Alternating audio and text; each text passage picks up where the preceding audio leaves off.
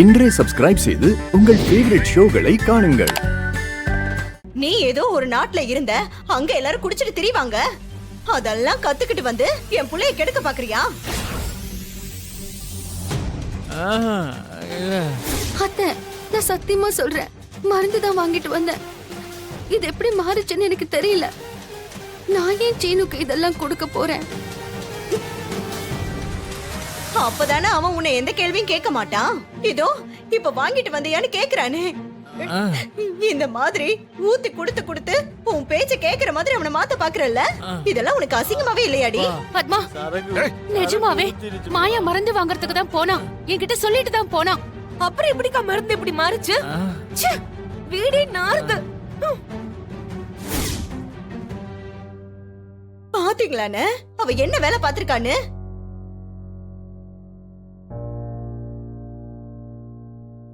பெரியப்பா, நான் சத்தியமா சொல்றேன், நான் சொல்றதுதான் உண்மை. ஆமாங்க, அவ என்கிட்ட சொல்லிட்டு தாங்க போனா. அண்ணி, நீங்க அவளுக்கு சப்போர்ட் பண்ணிட்டே இருக்காதீங்க. இவளாலதான் உங்க பொண்ணு இந்த வீட்டை விட்டு போனா.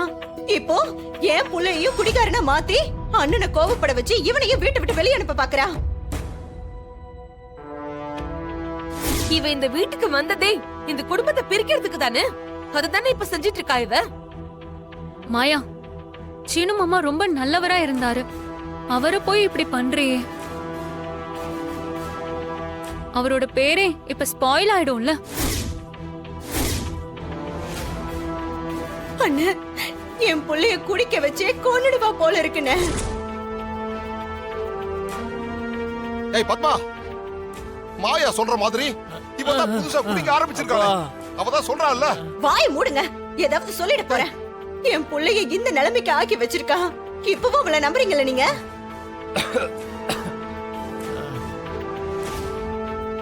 இல்லண்ணே, இதுக்கு மேல இவ இந்த வீட்ல இருக்கவே கூடாது. இப்பவே இவளை வெளியே அனுப்புங்கண்ணே. பெரியப்பா, நிஜமா நான் சொல்றதுதான் உண்மை. உங்களுக்கு இதெல்லாம் தெரிஞ்சா நீங்க கஷ்டப்படுவீங்கன்னு தான். வாய் மூடு. என்னடி நாடகம் ஆடிட்டு இருக்கியா? இவரை ஒவ்வொரு நாளும் கஷ்டப்படுத்திட்டு இருக்கிறது நீதாண்டி. அண்ணே, கோவில் மாதிரி இருந்த நம்ம வீட்டுக்குள்ள இத கொண்டு வந்து இந்த வீட்டையே நார் அடிச்சிட்டா. இதுக்கு மேல இவங்க இருக்கணுமா இல்லையான்னு நீங்களே முடிவு சொல்லுங்க.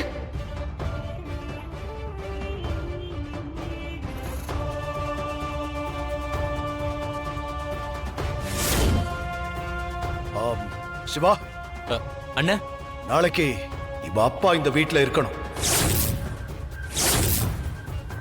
போன் பண்ணி வர சொல்லு, அவர்கிட்ட நான் பேசணும். சரிங்க அண்ணா. எங்க இப்போ அவரை எதுக்குங்க வர? ஏய், நீ எதுவும் பேசாத. நேரா நின்றா.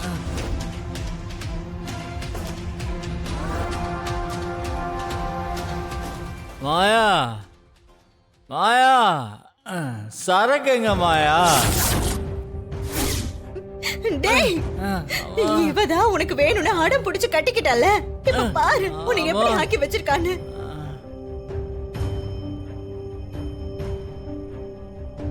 போடா, போ, நீங்க தள்ளுங்க. மாயா, என்னாச்சுமா? மருந்து வாங்க தானே போன, ஆனா இது எப்படி? எனக்கு ஒண்ணும் புரியல பெரியம்மா. சீனுவை பத்தி யாருக்கெல்லாம் தெரியக்கூடாதுன்னு நினைச்சனோ அவங்க எல்லாருக்கும் தெரிஞ்சிருச்சு. சீனுக்கு இது ரொம்ப பெரிய அசிங்கமா இருக்கும். இனிமே பெரியப்பா முகத்துல அவன் எப்படி முழிப்பான்? வீட்டுக்கு தெரிஞ்சது அவனுக்கு தெரியும் போது ரொம்ப கஷ்டப்படுவானே பெரியம்மா. இப்போ அவனை யாரும் எதுவும் சொல்லலையே. எல்லா பழியும் உன் மேல தானே விழுந்திருக்கு. உன் அப்பா வர அவர் வர சொல்லிருக்காரு. என்ன சொல்ல போறாரோன்னு எனக்கு ஒரே பதட்டமா இருக்கு மாயா. எனக்கும் ஒண்ணுமே புரியல பெரியம்மா. ஆனா ரூம்குள்ள தூங்கிட்டு இருந்த சீனு எப்படி வெளியில வந்தான்? அவனா வரல மாயா. ஏதோ போன் வந்ததுன்னு பத்மா எடுத்து பேசிட்டு இருந்தா. போனை வச்சுட்டு கோவமா உள்ள போனா. நான் எவ்வளவோ தடுக்க பார்த்தேன், ஆனா அவ கேட்கல. உள்ள வந்து சீனுவ பார்த்துட்டா. அப்ப யாரும் அத்தைக்கு விஷயத்த சொல்லிருக்காங்க. அப்படி சொன்னவங்க தான் இந்த மருந்து பாட்டில மாத்தி சரக்கு பாட்டில வச்சிருப்பாங்க. இது புவனேஸ்வரியோட வேலையா கூட இருக்கலாம். ஏண்டா சீனு இப்படி பண்ற?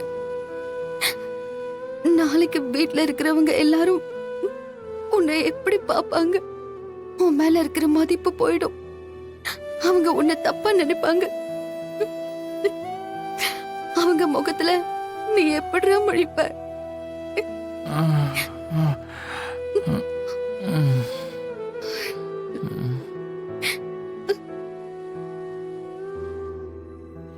பணம் கொடுக்கணும். நாளைக்கு பணத்தை எப்படியாவது கொடுக்கணும். இல்லைன்னா அந்த சேட்டை நான் சும்மா விட மாட்டான். நான் என்ன பண்ணுவேன்?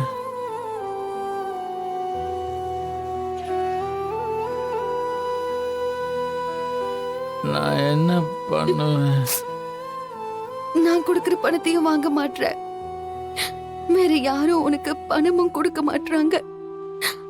அப்புறம் எப்படிடா அந்த பணத்தை எனக்கு கொடுப்ப? பணம் வேணும். நீ கவலைப்படாத. என்ன பிரச்சனை வந்தாலும் நம்ம சேர்ந்து ஃபேஸ் பண்ணலாம். I love you Seenu.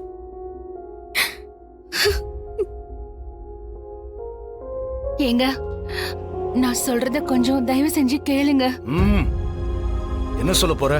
அந்த மாயா மேல தப்பு இல்லைன்னு சொல்ல போறியா? இல்லங்க, உண்மையிலேயே மாயா மருந்து வாங்க தாங்க போனா.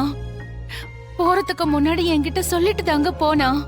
சீனு தான் குடிச்சிட்டு வெளியே போறேன்னு பிரச்சனை பண்ணிட்டு இருந்தான். அதனால மாயா அவனை சமாதானப்படுத்துறதுக்காக அவனுக்கு மருந்து வாங்கிட்டு வரேன்னு சொல்லிட்டு தான் போனாங்க. போதும் ஜானகி, எல்லாம் ஒரு அளவுக்கு தான். அவ என்ன தப்பு பண்ணாலும் நீ அவளை காப்பாத்தவே பாக்குற. அவ மனசுல என்ன நினைச்சுக்கிட்டு இருக்கா? இப்படியே ஏதாவது பண்ணி இந்த வீட்ல இருக்கிற எல்லாரையும் வெளியே அனுப்பிட்டு அவ மட்டும் இங்க இருக்கலாம்னு நினைக்கிறாளா? அப்படிலாம் இல்லங்க. மாயா அந்த மாதிரிலாம் என்னைக்குமே நினைக்க மாட்டா. நம்ம குடும்பம் சந்தோஷமா இருக்கணும்னு தான் அவ இவ்ளோ விஷயத்தையும் பண்றா. அதான் அவ பண்றதெல்லாம் தெரியுதுல்ல. இந்த வீட்டுக்கு ஒரு நல்ல மகளாவோ இல்ல ஒரு நல்ல மருமகளாவோ அவ இருந்ததில்ல. குறைஞ்சது சீனுக்கு ஒரு நல்ல மனைவியா இருப்பான்னு நினைச்சேன். ஆனா நல்லா இருந்த பையனை இப்படி குடிகாரனா ஆக்கியிருக்கா. இல்லங்க, மாயா அந்த மாதிரிலாம் பண்ண மாட்டா. ஏ போதும் ஜானகி, போதும். அவ அப்பா வர சொல்லிருக்கேல்ல, அவர் வரட்டும். அவர்கிட்ட நான் பேசிக்கிறேன். தயவு செஞ்சு நான் சொல்றத புரிஞ்சுக்கோங்க. வேண்டாம் ஜானகி, இதுக்கு மேல நான் எதுவும் கேட்க விரும்பல. ஏங்க,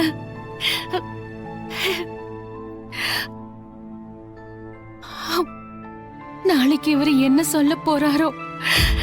கடவுளே, நீதாம்மா எந்த பிரச்சனையும் வராம பாத்துக்கணும்.